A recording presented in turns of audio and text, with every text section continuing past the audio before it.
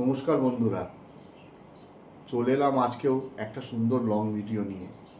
কয়েকদিন আগে আমি এক বৃদ্ধাশ্রমে গিয়েছিলাম। দেখলাম এক বৃদ্ধ বাবা জানলার পাশে বসে দূরে তাকিয়ে আছেন। আমি তার কাছে গিয়ে জিজ্ঞেস করলাম, বাবা কি দেখছেন? তিনি মৃদু হেসে আমাকে বললেন, দূরে যে ওই রাস্তাটা দেখা যাচ্ছে, ও দিয়েই তো আমার ছেলে আসবে বলে কথা দিয়েছিল। আমি প্রতিদিন ওই জানলা দিয়ে তাকিয়ে থাকি, হয়তো আজ আসবে, হয়তো আজ এসে আমাকে বাবা বলে ডাকবে। বন্ধুরা, বলুন তো, এটাই কি আমাদের সভ্য সমাজ? যে বাবা একদিন ছোট্ট ছেলেকে বুকে নিয়ে বলেছিল, তুই থাকলেই আমি পুরো পৃথিবী জয় করব, আর সেই বাবাকে নিজেই ঘরে জায়গা দেওয়া যায় না।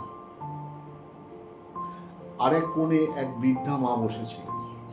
আমি জিজ্ঞেস করলাম, মা এখানে ভালো লাগে? তিনি হেসে বললেন, ভালো তো লাগেই, কিন্তু মাঝে মাঝে যখন অন্য মেয়েরা এসে তাদের মাকে জড়িয়ে ধরে, তখন বুকের ভেতর কেমনটা করে। আমার মেয়েটা তো একবারও আসে না।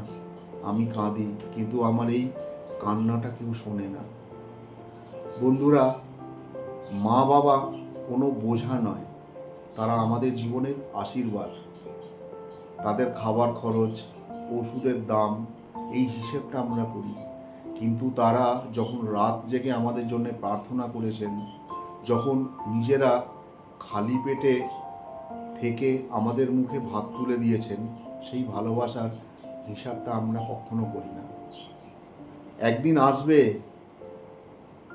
আপনি যখন ঘরে ফিরবেন, কিন্তু আপনার মায়ের গলা হয়তো শুনতে পাবেন না, বাবা খেয়ে নিস।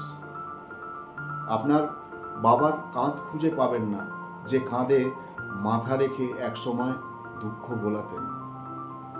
শুধু শূন্য ঘর, কিছু পুরনো ছবি, আর বুক ভরা অপরাধ বোধ আর অশ্রু।